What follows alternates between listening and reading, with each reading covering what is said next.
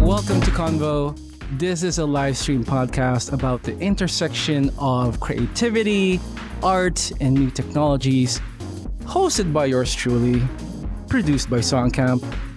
Each month, we bring to you 2 episodes featuring compelling and knowledgeable guests who are at the forefront of these exciting fields. In addition to interviews with experts among our industry, we also feature conversations with members of the Songcamp community, giving you a unique perspective on the role of art and technology in the modern world. The theme for this season is 21st century creativity. What does it look like? What does it smell like? What does it feel like? I'm very curious to know. Speaking of 21st century creativity, the person that comes to mind that exemplifies this, or an exemplary example, is our good friend, Neesh. She calls herself a boundless artist, a creative coder, and a valued Songcamp community member. And I'm very grateful to have her on the show today. So everyone, please give Neesh, aka Losing My Ego, a warm welcome. Hi. How are you feeling? I'm good. I'm chilling after you told me to go get a glass of wine during wine check or sound check. Wine check. Wine check. Well, I got my hard seltzer right here, so I am, drinking with you. Also, for people in the chats, feel free to have your own favorite drink to maybe loosen us up in this conversation. Neesh. For people, I know that some of the people in the chat are our group of friends, but for people who are not familiar with you, can you please give us a brief introduction of you and your work? Yeah. Hi, I'm Neesh. I go by Losing My Ego, and I am a designer, photographer, filmmaker, sometimes coder, I guess writer, but not really because I suck at it kind of. You are a writer. And I'm a writer. And I am active in the Web3 space, also active in the non-Web3 space. And right now I'm working as a freelance designer, but I also drop art. I feel things, and it's cool. Yeah. Out of curiosity, why Losing My Ego? When I first saw your handle, I was like, why Losing My Ego? So, yeah, actually, that's awesome. So I don't know, maybe like 5 or 6 years ago, I had a near-death experience, and it like set me into disarray. I did the whole, I left the country. I went to Southeast Asia. I read all the Stoicism books. Just kind of really took in a bunch of philosophy. I had a journal during that time. And it was when I came back home and I was just reading through that journal. There was this one little footer, not footer, whatever a footer is when it's at the top of the page, line note that said something I think it said something like, using the ego as a utility rather than as a means of control. And then it just said hashtag losing my ego. I have no idea what I was thinking, but I wrote it. And then I was like, yo, I'm just going to roll with this because it feels pretty awesome. So that was where it started. Powerful. Yeah. Powerful. I loved also that you mentioned about, and also your interest in philosophy. I think that's something that you and I both share, especially when you mentioned Stoicism.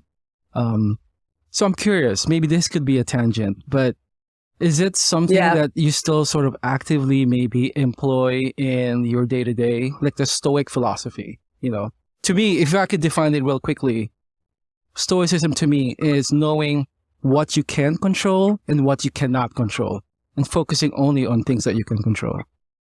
Is that your definition too? Absolutely. Truly. Mm-hmm. It's cool that you mentioned that stoicism. while I was doing, and while I was thinking, oh, who's going to be on this podcast? And obviously we are a group of talented folks, and of course it's quite easy to choose. Like, okay, who should come on this podcast? I think at that time, I randomly stumbled upon a bookmark of your work, Doom, which was released around fall of last year, right? And I reread your essay on Mirror, and I was like, whoa, what the fuck is this? And so and so that was sort of like, and obviously, of course, I went through the website too and saw all the NFTs and the releases that are attached to the Doom project. So, what is Doom or Doom Generation? Yeah, it's so there's so many ways to attack it. Like, what is it esoterically? Like, what is it literally? Like, what it is literally is, as a person who has so many outlets for creativity, it was the first time I was ever able to not that I wasn't able to do this before, but it was the first time I found a way to do a project that just like took care of like all my disciplines that I was into at the time. Mm-hmm. And the fact of it being like in Web3 was really cool because that just happened because I knew there would be more receptive audience, honestly. Totally. Yeah. I mean, it is a massive undertaking from my point of view. And you mentioned that you sort of like maybe we could like unpack the philosophy behind it, or the esoteric sort of like the message that is embedded on the project. But you mentioned, while I was doing research for the show, boundless creativity.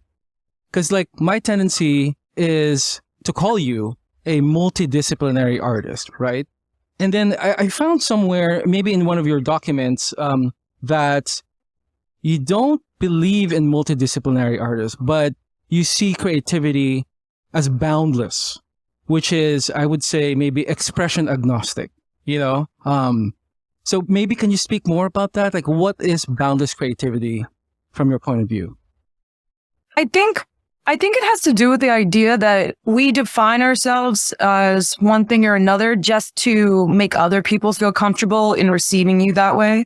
It can be as simple as that, but it's also like, I read this term from a designer who is a huge influence for me, and he calls his design studio like a non-disciplinary studio, which I thought was so sick because it's the same thing. It's the fact that there is no discipline. It's just who you are. Like, I really feel like as we go on with time, especially in the Web3 space, like I've never been accepted so well as somebody who can tackle many things than I was like previously in any endeavor I really did in Web 2.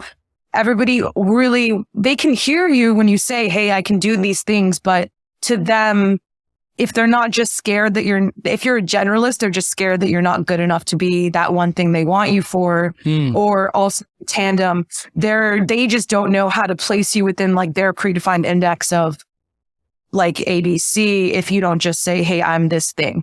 So that shouldn't exist in my opinion, because like as the world just keeps merging and AI and all that crazy shit, like what is a creative and like what is art? It's really just like self-expression. And like, so why are we not just taking people as they are? Dude, oh my God, there's a lot there. And so to me, boundless creativity is I would say the way that we express creativity in the 21st century, where we are afforded all of these tools, right? And when we can easily learn disciplines, expressions, tools, to express ourselves. And so I think there's something very much real. That's the reality right now. And I think what comes to mind for me, also another word, is a hyper creator, which I believe Jack in the Way, who is in the chat right now, has also sort of like floated, and so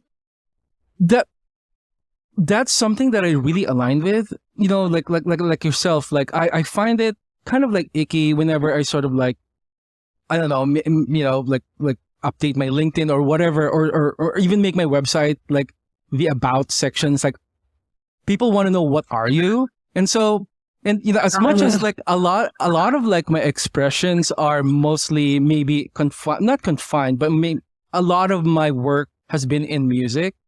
But I sort of like, I don't know, every time I tell or I write that, oh, I'm a musician, it doesn't feel like it captures the whole, And so, Yeah. So even when I say, okay, what are you? I'm an artist, technologist, and community builder. But even with that, it's so confining.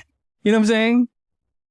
Yeah. And so I believe that's sort of like what you're saying. It's like creativity is boundless, artistry is boundless. And so, yeah, express yourself. Yeah. Yeah. Express yourself. And also, like, a thought I just had was also because as a creative, and all of us go through it, we have issues trying to adhere to what we think people expect of us. And like everyone, like, if you are somebody who has multi-disciplines that you kind of like move between, you sometimes have to like leave one because you're just not into it. And then you're into one other one.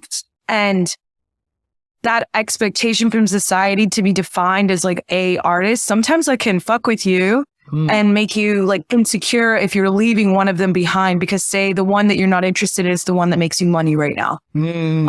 Or it's like the main one that makes you money. Like for me, that's design, right? That's the one I do work in. But like, if I feel like if you're focusing on photography and I feel like calling myself more of a photographer 6 months, then like in conversations, people will be like, oh, really? Like, cause I thought you were a designer.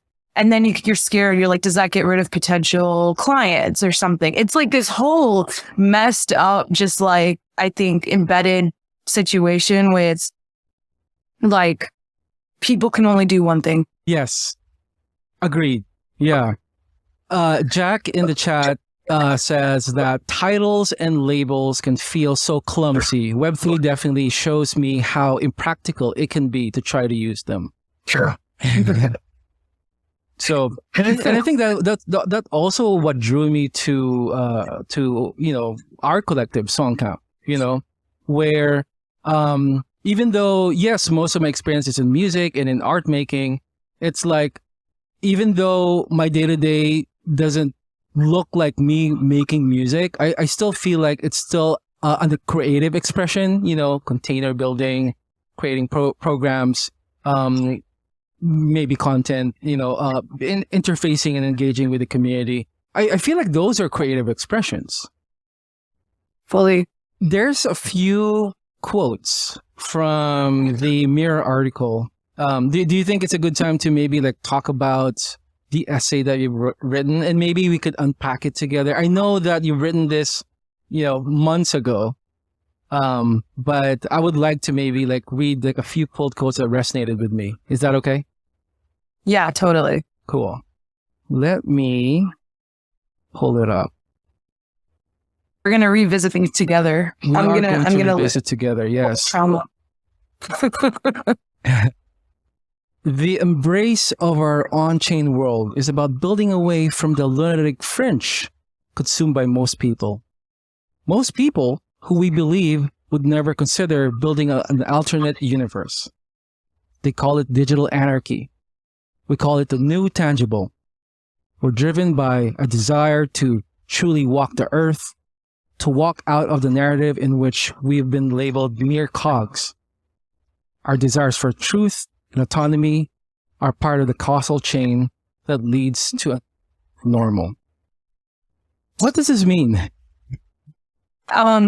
So, and as I was like telling you earlier, the essay in itself is interesting to me because it was the attempt to pull together a bunch of erratic thoughts that all centered around the same feeling, but maybe like every paragraph is like a different take on the way that I feel. So the whole thing is about I think I started writing it in beginning of 2021, like maybe spring of 2021 is like when I started it. And this is like when the feeling really came to me of like, it was like the NFT hype cycle. Web3 was, it's like, it was the golden child in the media's eye. We could do no wrong. It's about to hit 5K, like, et cetera, et cetera. And as somebody who's been in the blockchain space since 2017 and dealt with like massive trauma from Bitcoin crashing from 2000 back in 2019, like,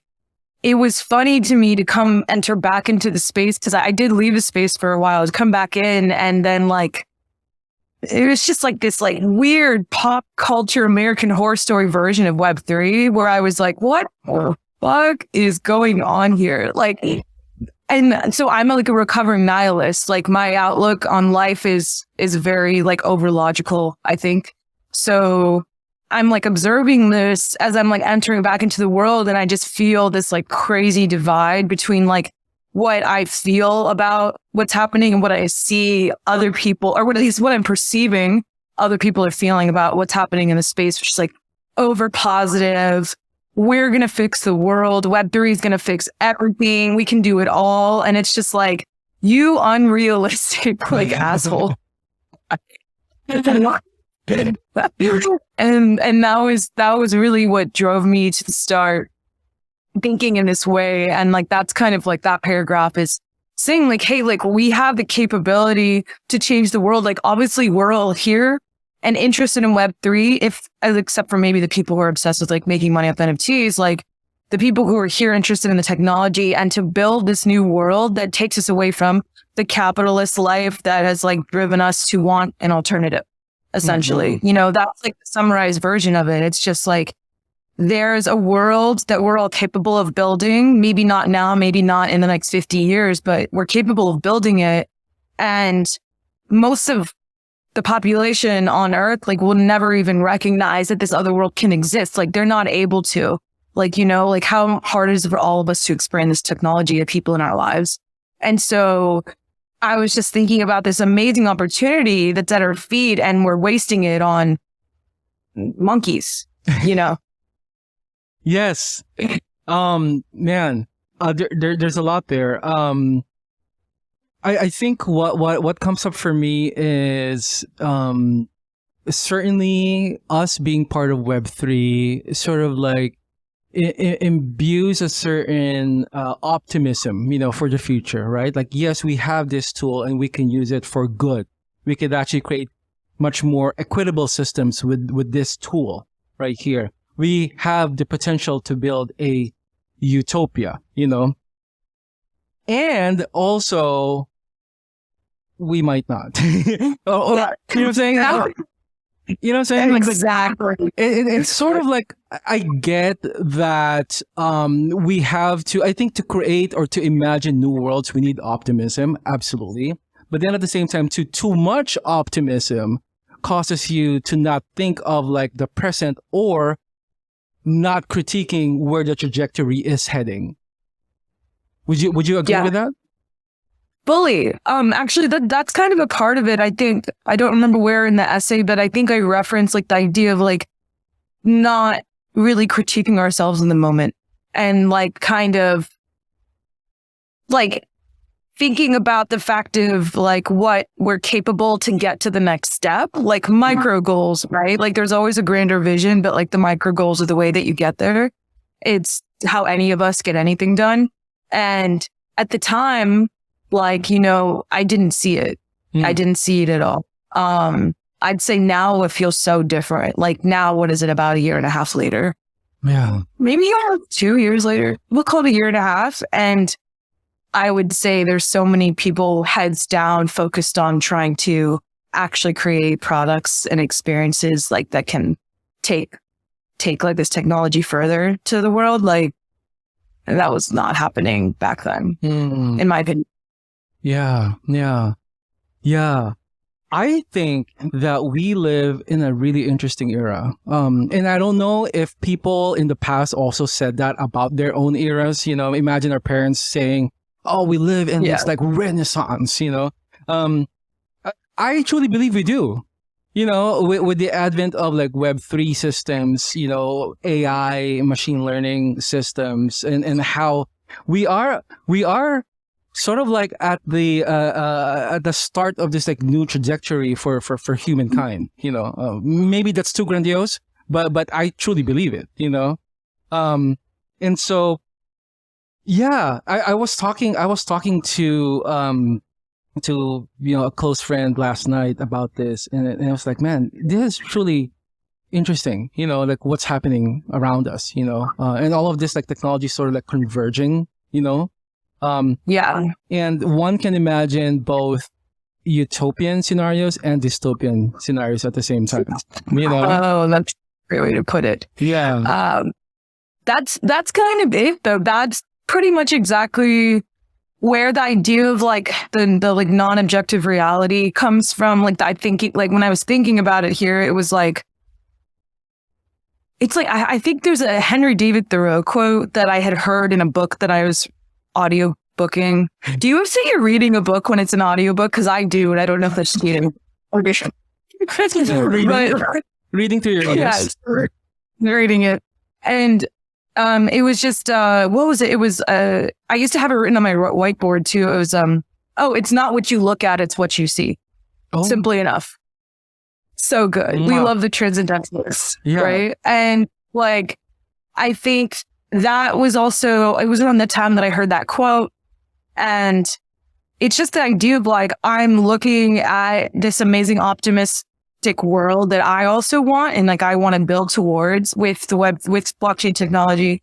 But when I take a look outside of it and like who I am as like another part of me, which is like the part that maybe is more of like an artist, a fine artist, or maybe the part of me that's more of like a consumer capitalist, right? Because there's so many identities to all of it. Like, Yes. those people all see the use of Web3 is so different. And so I was kind of like battling between myself being like, that's why I was like, there's no, what was it? The quote, there's like no objective reality when you're living inside of it, because just from there, I'm like, there's three ways that I feel about this one topic. And like, you know, I think Einstein had a bunch of shit about objective reality not actually existing because we're experiencing it.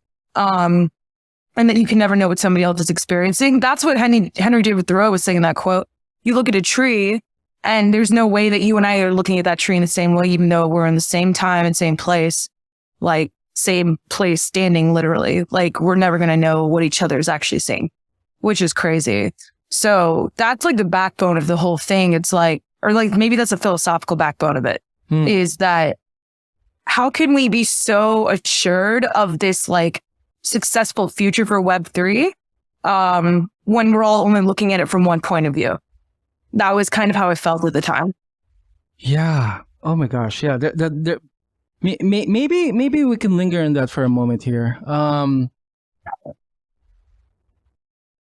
Yeah. I think it stood out to me when you said that there is no objective reality, because literally all of us have our own realities in our heads. You know, we are essentially hallucinating, you know, our own realities. And my reality might be different from your reality, Neesh, you know, and from like, you know, say Jade's reality, you know, in the chats, like, you know, possibly full of cats, you know, that's Jade's reality. But I'm saying, like, and so if that is true, then is it even possible to have like a shared reality? Maybe it is. No. Please. I don't know. That was the exploration. That was the explanation. Yeah. That's the exploration. I think, I can't remember exactly where this was that I first found it, but I think I've become obsessed with the idea that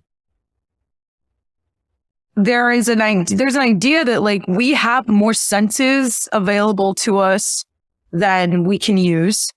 And Earth is actually, the way that we experience Earth is not even close to the way that Earth actually is, like nature, and things like that. Like, right, maybe this is like a conspiracy theory I heard once, but like that has stuck with me so hard because like It's just that like we literally like, even if like all of the humans on Earth had the exact same experience, because for some reason we had some shared brain situation going on, neural network thing, then all of the animals on Earth maybe also were having a different experience. So still you don't have like a shared experience for all the beings that are alive in like, at least for like the world that we know.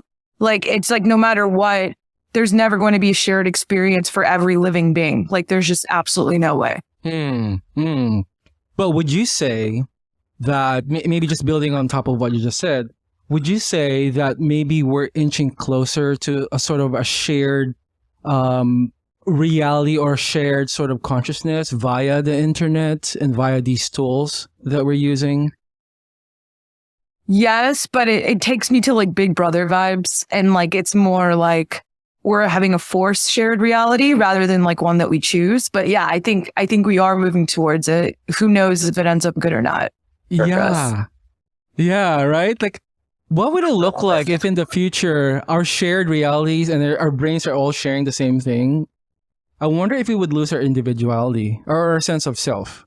Or maybe there is a bigger self. I don't know.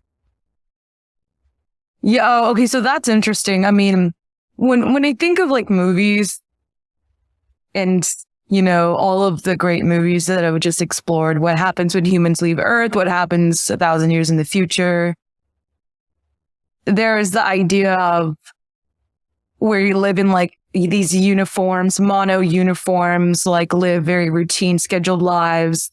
People are happier though, because they don't seem to have to deal with, I guess, outliers. They have a very specific kind of life, and it's a shared experience because it's controlled. Now that scares the shit out of me. Yeah, it's scary.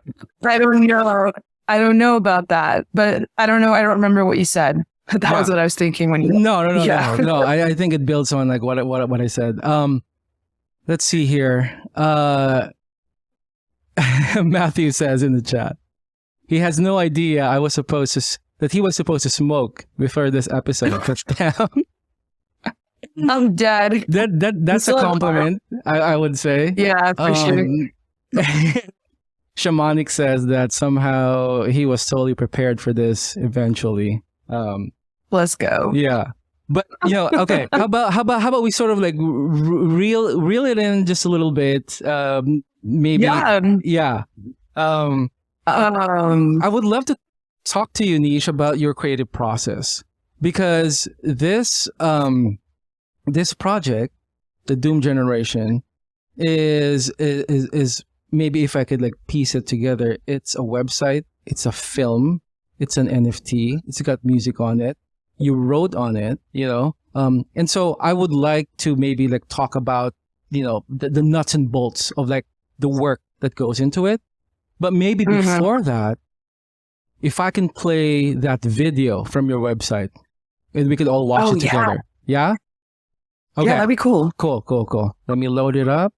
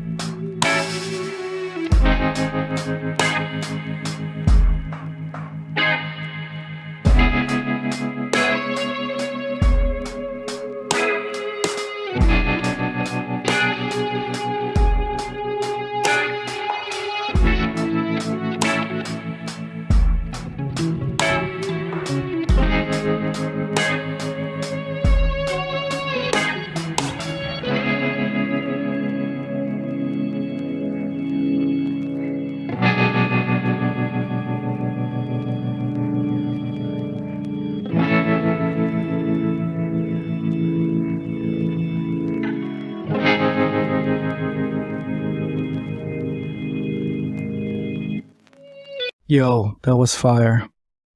Yeah, I haven't watched that in. Yeah, that was awesome. Let's talk aesthetics.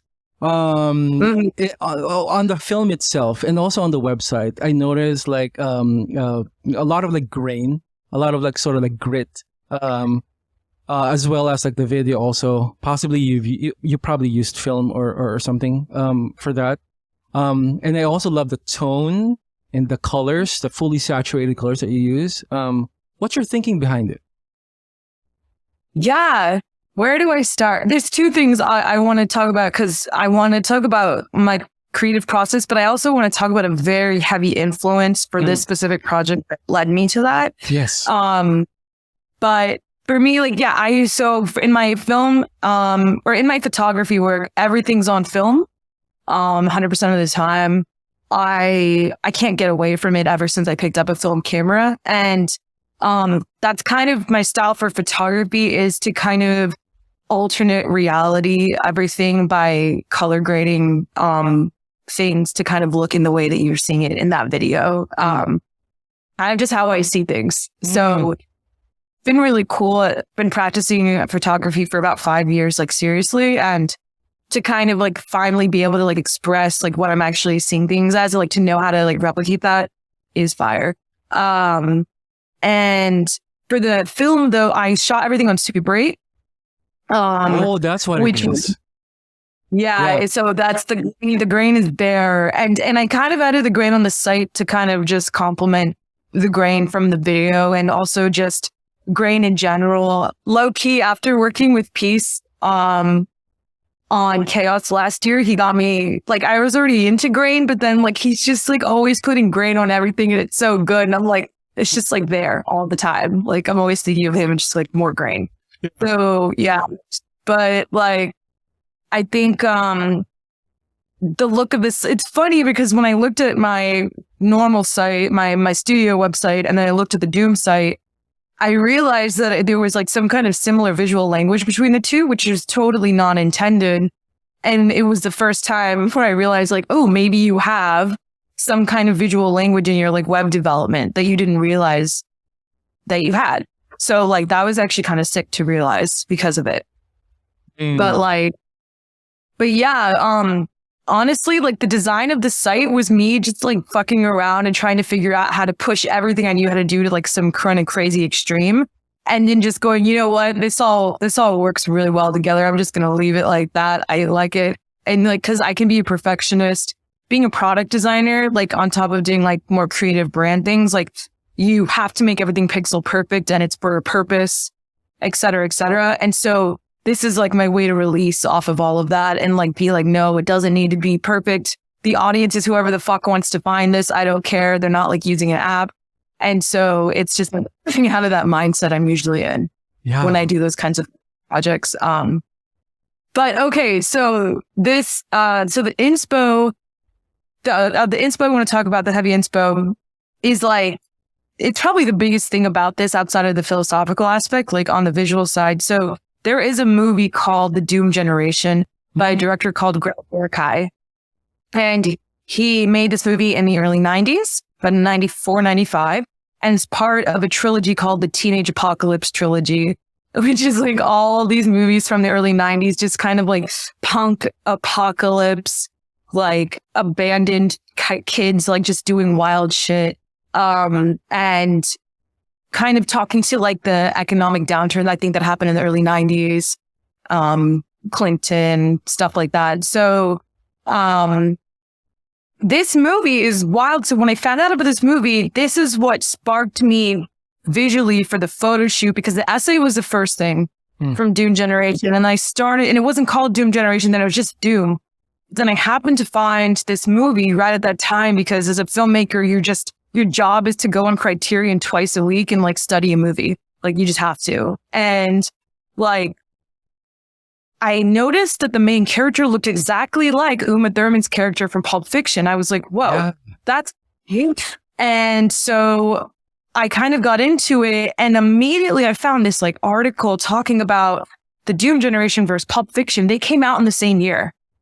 And they both have the same exact subject matter. So the Doom Generation is very similar to Pulp Fiction in regards to like talking to people who are like on the fringes, like kind of like punk, like anti everything. But when you watch them both, what's wild is the Doom generation makes Pulp Fiction look like some pseudo fake wannabe version of like trying to be a rebel.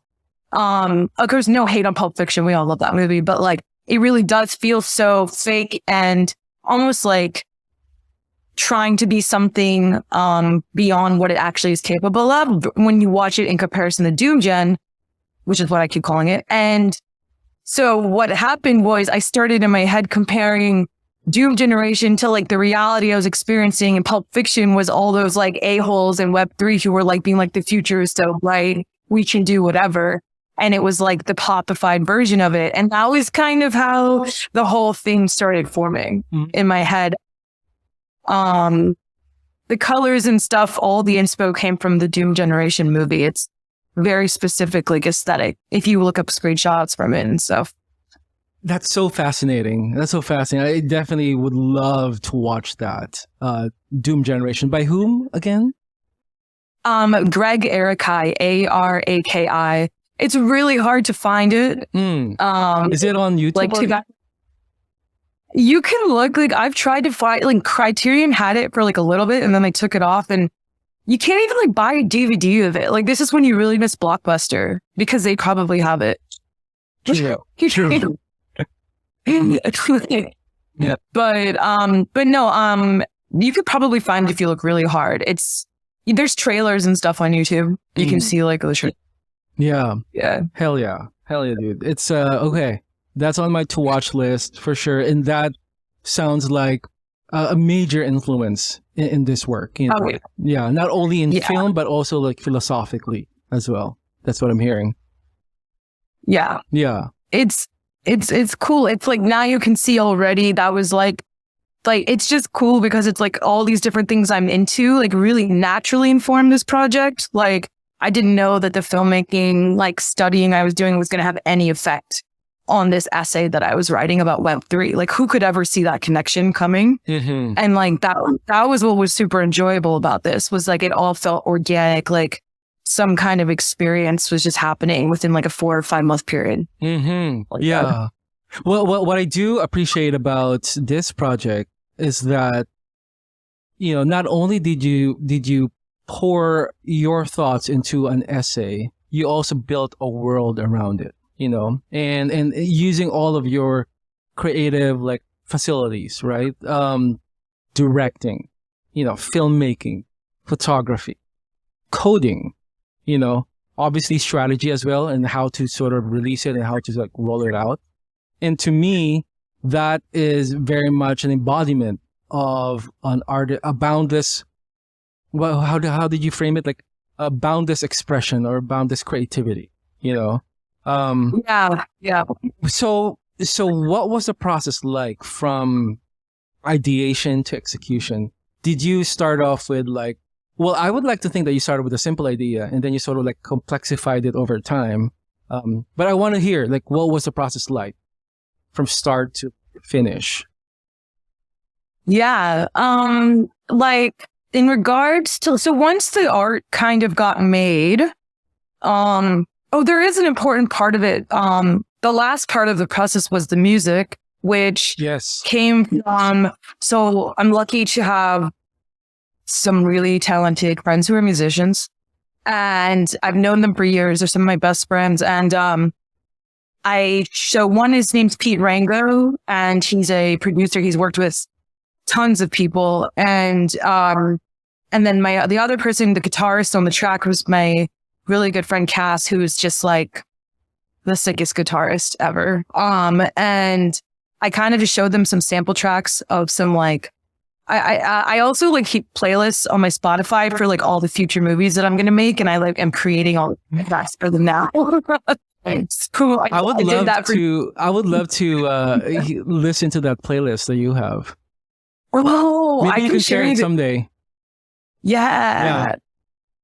I can do that. And I showed them the playlist and they kind of understood that there was a certain mood and a certain tone based off of like the sad neo R&B vibe I was kind of giving them. And so they kind of just went on some riffs and ended up making that track for me. And it was like truly perfect. They set the tone. So that was nice. And that was like kind of unplanned. I kind of just was like talking to them on the phone and then it just happened. Because for a while it was going to be a voiceover, and I recorded a voiceover with my own voice. And I was like, absolutely not. Absolutely not. Oh man, you sound weird to yourself. And maybe I eventually thought that it just didn't feel right. Maybe the music did more of the like tone setting than like reading the words would, when you can just read the words as well from the like lyric. I'm not the lyrics, the subtitles. It was a back and forth. It was a back and forth, like last minute decision to take the voice out. But yeah, but after the creative process, which kind of happened from like the start of the article where I just like didn't know what the F I was doing from like February of that year till maybe like August of that year, was kind of the whole process of making the art slowly. And then I told myself that I would not be allowed to release this until I learned how to code in React so that I could code my own connect wallet button on a website, because I've been putting off learning how to do like ETH scaffold and all that shit. And, and so that was actually a huge reason why it never got released for a year, because I kept being like, nope, you're not allowed to. Like, you have to learn this. So then the problem was when I started learning it, they were all like, it's just so cool because there wasn't the tech I needed available when I started the project. But when I finally released it, there were tools available from people in Web3 to release it the way I wanted. So I had originally minted the whole thing on Manifold as a custom contract. And low key, that contract's still there. I need to burn those tokens because there's like all of these, like the duplicates just sitting on a contract. And it sat there for a while. I like did that. And I was like, okay, like I'm going to be able to pull this. I tried Artiva. I was like, absolutely can't do this. It's not giving me the customization I want. And then it didn't occur to me to build my own site in the whole first part of this.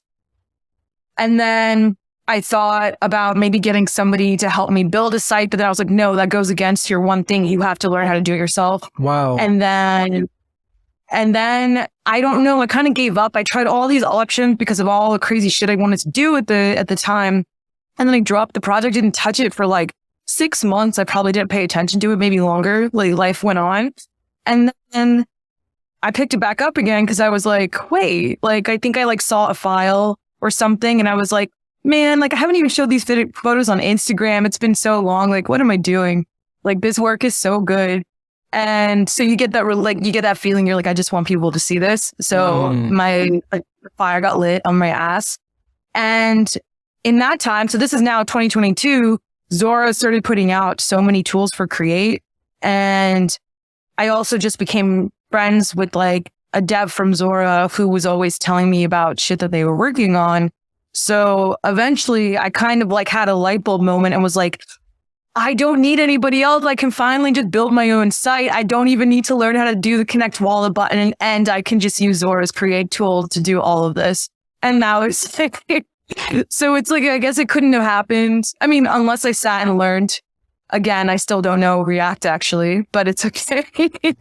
But the tools. And so really it actually made me happier in a way because I know I'll learn it when I need to, but that the space didn't have something creators needed to do a project like this, but within a year, those tools were there. Like that is so sick to me. And it's all antithesis of all the nihilistic thoughts I have about like everything that I'm addressing in the essay. It's like, fuck you, you're not actually going to do anything. And then it's like, look, like they're the whole reason I could release this is because you got built. It's this really funny conundrum.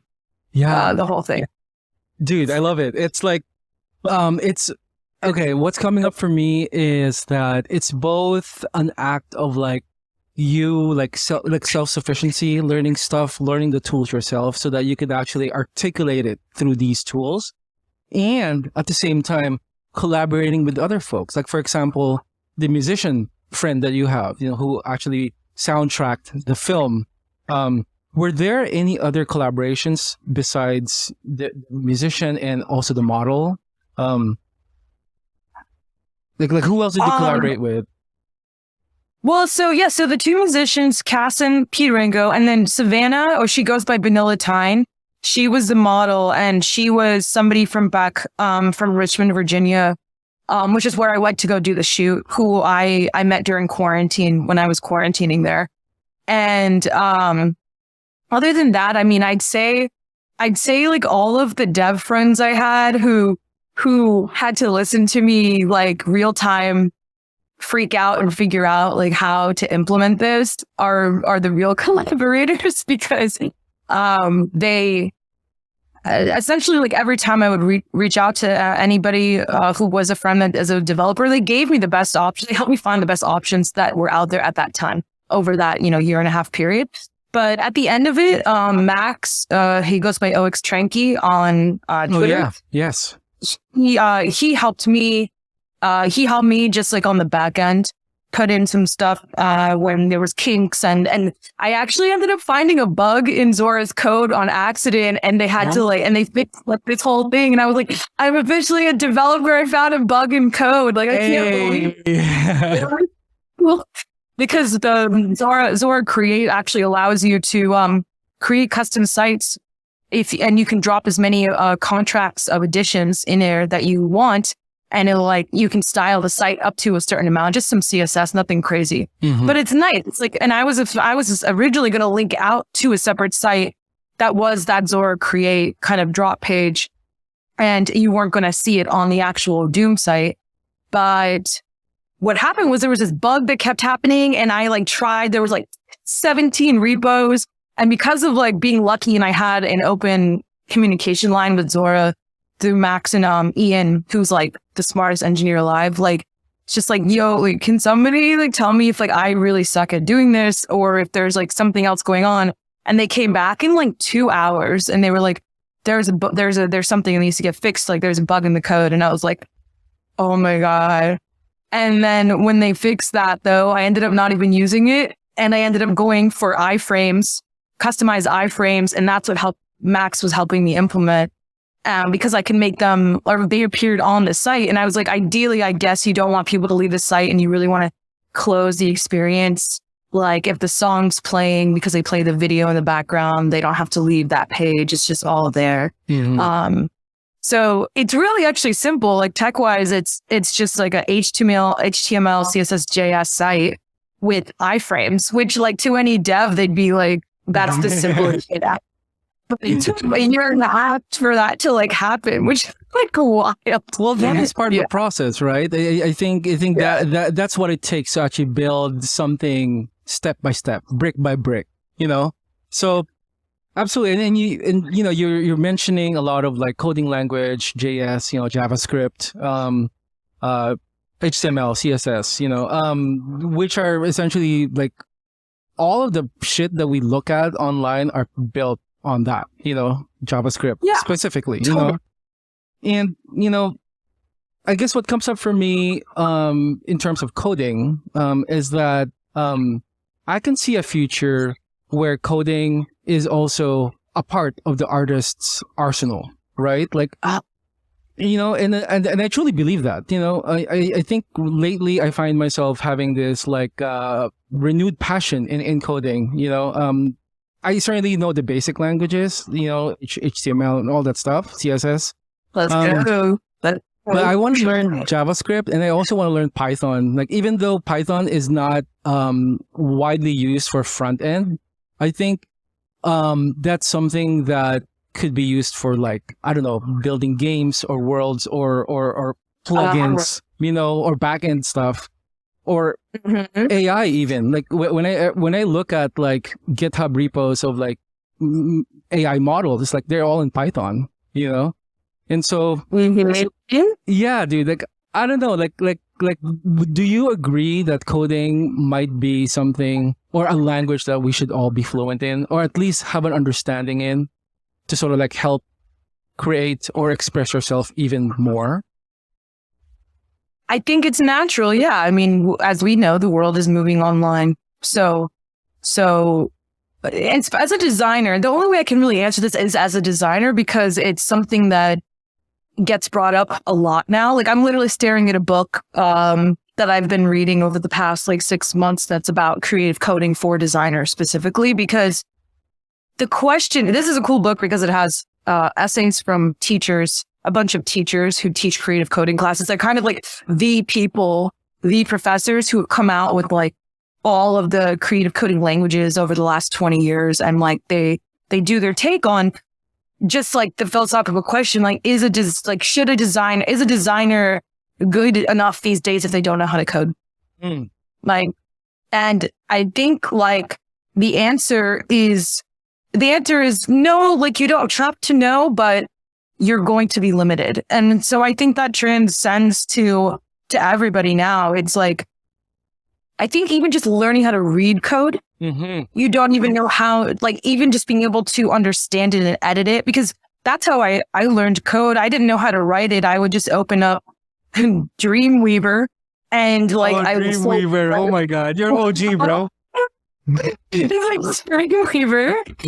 And for anybody who doesn't know, that's like the predecessor to VS Code now. I don't know. That's all coding tool. And like, and I would just it's like MySpace, right? Everybody who would put like little style tags on their profile on MySpace. It's like, it's been there for a while. It's not until it interferes with you being able to do something that people are probably going to learn, but it's going to interfere with a lot of people being able to do something. And I think you bringing up AI is the best way. Like the first time I went to a Colab notebook to use somebody's, I don't even know what you call it. Like they made a thing for me to do AI with. Let's pause here. Colab. Can you define what a Colab notebook is for people who are not familiar?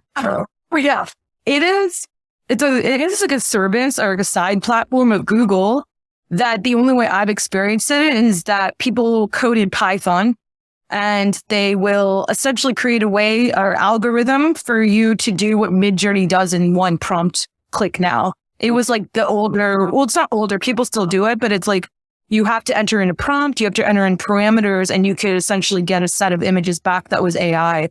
And the thing is that you could only really find them from a friend who might have access to that notebook or codes in Python. Like it wasn't open source. It's like, and you have to pay Google a lot of money to get like server power, like the Tesla server they do level to like use it. And it's like, it's not as good as Midjourney on the server power side, but you could probably have way more control over stuff. Yeah, totally. Thank you for that. It's to me, a Colab notebook is almost like a Google Doc, but with like code on it. That you just like press run. Right? Just like, I hope you would tell me I can't do this because I typed one wrong thing. Like, please don't tell me it's wrong. Anyway, sorry for interrupting you. You're about to share something.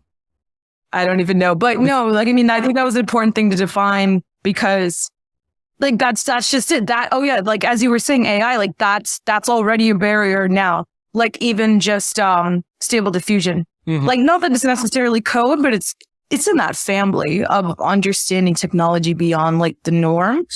And if you want to create in that way, like you don't have to, but if you want to create at whatever like the newest thing is, well, that's what the newest thing is moving into. Like we're at the point where coding is involved. And of course, like creative coding, which has been there for forever, is sick as I want to learn how to creative code so bad. Like I'm slowly getting there, but like I think that's like the coolest art form digitally. I think so too. I agree with you. I remember a time when I was so I have this idea for a website for a music project, and I want the website, the look and feel of it to be that of a command line interface where there's just like you're greeted with just like a cursor blinking at you. And possibly like a few commands, you know? And so I asked ChatGPT, please build me a website that looks like a command line interface. Show me the code, give me steps how to do it, right? And it outputted code. It explained to me what the code is. And then the last bullet point was like, this needs sort of like an experienced developer to deploy. You know, like I recommend that you work with an experienced developer.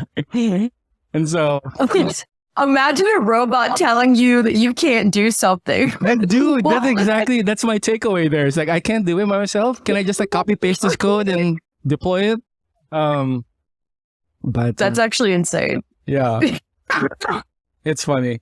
Going back to the Doom generation, like project, I would like to hear, you know, are there any sort of like takeaways that you've sort of like gotten from it? Were there challenges along the way? What have you learned, you know, not only with yourself in your creative process, but also like the world? Yeah. Takeaways, another influence was like the way that Shlome's releases projects as like super experiential, or like POC, if you're familiar with them, like I started realizing in Mischief even, like Mischief. I started realizing, yeah, like I didn't want to put out art without it being experienced, because the idea of something being ingested digitally means that you don't get the chance as much to explain the context with how fast everything moves. Like we're digesting faster, we're consuming faster, we're creating faster and we're consuming faster. So that was also my hesitancy in even putting this project out. I was like, fuck it. Nobody deserves this because they're not going to take the time to even like get into this. And that's just an artist's play. But the biggest takeaway I had from it was that I never want to ever put my art out without it being consumed in an experience like that. Yes. Because just how I feel, that's the only way I know how to express it. And through whatever mediums that is, or, you know, disciplines, cool. So that was the biggest takeaway. Also, just that the biggest takeaway from people's responses was that I didn't realize how novel it was to drop something like this, because it was just all I had known, like, to do. And I was like, what? Like, I can't believe that people are so excited about a drop like this, because it was always the intention to drop it like this. So I was like, okay, so people aren't really thinking this way. How can I build on this more the next time I drop, if like this is such a novel concept? Like you're so lucky as an artist if you get to do that. Like it's prideful. So I'm kind of trying to think of it in that way for what the next thing I'm going to do. But there was something else. What were the other things you said? Like the challenges and what was the other stuff? Challenges along the way, or what have you learned, you know, with yourself or other people or the world? Oh, right. Well, I learned that I'm still a recovering nihilist, because we need nihilists. we cannot all be positive all the time. We can't. Yeah, we really can't. And I put myself in the realm of like Sylvia Plath and like Van Gogh, like to suffering is to live, or to suffer is to live. I don't think I can get out of it. I think that's a backbone to just the way I approach art or creative expression. So I just learned that and I solidified it for myself, because I thought that was a period of time where I was just like being extra emo. And then I realized like, no, like you are just always going to be kind of emo. Like it's okay. Yeah. Yeah. No, totally. Dude, same. I'm always going to be emo. That's it. You just embrace it. You know, it's part of you. Yeah. Hug it. Yeah. Yeah. It's okay. So, wow. Great takeaways there. We got a question in the chat. But before we get to audience questions, let's do a quick lightning round. So here, I have a few questions here for you. First question, knowing what you know now, what will you tell your younger self? Fuck imposter syndrome. Love it. Paint a picture of what the future looks like. 1984. 1984. 1984. Okay, now I'm curious. Please expound. It's the nihilist to me. It's the future where we're kind of living in a controlled environment and Big Brother is watching over us all. Bro, Yes. that is scary as fuck, man. Third question. What are you currently spinning? Oh my God. The new Jadu Heart album, Derealized. Like, it's kind of like I haven't stopped listening to it all day, every day since it came out last Monday. It's like, it's their fourth studio album. They're my favorite band, and they haven't put an album out in 3 years. And this is like the most complete body of work that they've done that feels like a whole experience. Like they've really grown up. It's makes you want to dance and it makes you want to cry at the same time. Cry dancing. You can't ask for it. I love it. Cry dance. So what's the artist name and the album again? Jadu Heart, Jadu Heart, two Okay. words. Album's Derealized. So good. I'm also listening to Ryuichi Sakamoto just put out an album also. So sad. It's so good, but so I think he got like re-diagnosed with cancer too. Yeah, Like I've heard of that. Yeah. and you can like feel it. It's so melancholic. It's so beautiful and also so heartfelt, you know? Truly a great piece of work there for sure. Mm-hmm. What's something that's bringing you joy recently? Legos. I bought like a big bulk, like 8-pound bag of like random Legos over the holidays. I think it was like on Black Friday, and I've been trying to find ways to get off my Adderall and to do other stuff. And I started playing with Legos again, and it's been dope. Mm-hmm. Yeah. Amazing. Legos. Yeah. I mean, dude, I have a friend who's super into Legos, and yeah, it's like when you meet people who are into Legos, they're really into Legos, you know?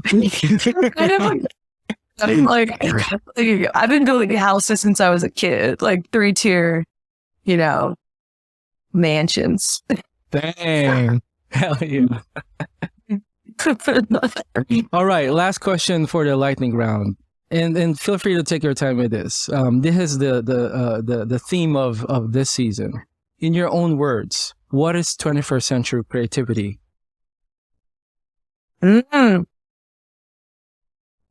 What is 21st century creativity? It's I almost feel like it's undefined. Again, bringing up that term non-disciplinary. Mm-hmm.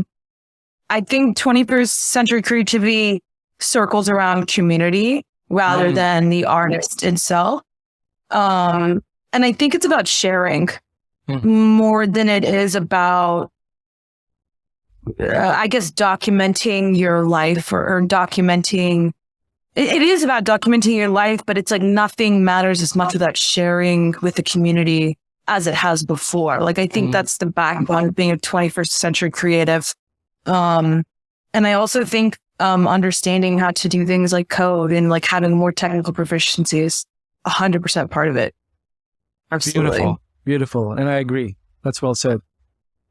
Let's move on to audience questions. We got a question from Jack, which I will read to you. What's a project idea / concept that you haven't necessarily worked on yet, but know that you will at some point when the seeds begin to sprout? In other words, what seeds are being planted right now from a creative standpoint? My God, there's like a few of them. Go for it. There's my first short film that is going to happen for sure eventually. I've started writing the script like last year. It's a slow roll on it, but that's 100% happening. And it's about like mental health and like just somebody I knew in my life, and like I just try to advocate for the lack of just anything that this country does really for people who have mental health issues. Yes. And there's one.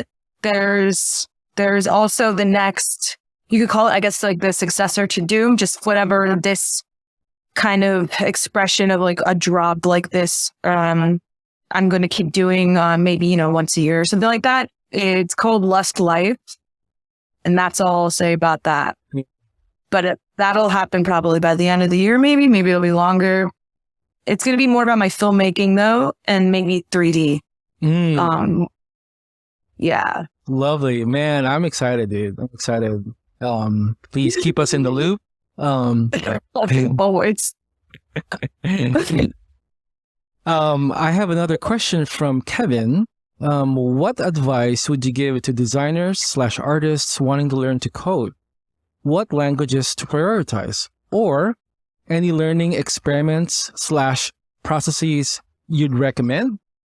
Using me as an example, I played around with P5.js for purely experimental aims, but eventually want to start building functional sites. Currently just using Webflow. That's cool. Yeah, I mean, I think you definitely want to do your basic stack, HTML, CSS, to get started, and then JavaScript. But these days, a lot of people are building applications with React, which is essentially, it's a library inside of JavaScript, but it doesn't work with JavaScript. So you would have to know that whole language, but you have to learn JavaScript in order to learn React. It's kind of crazy.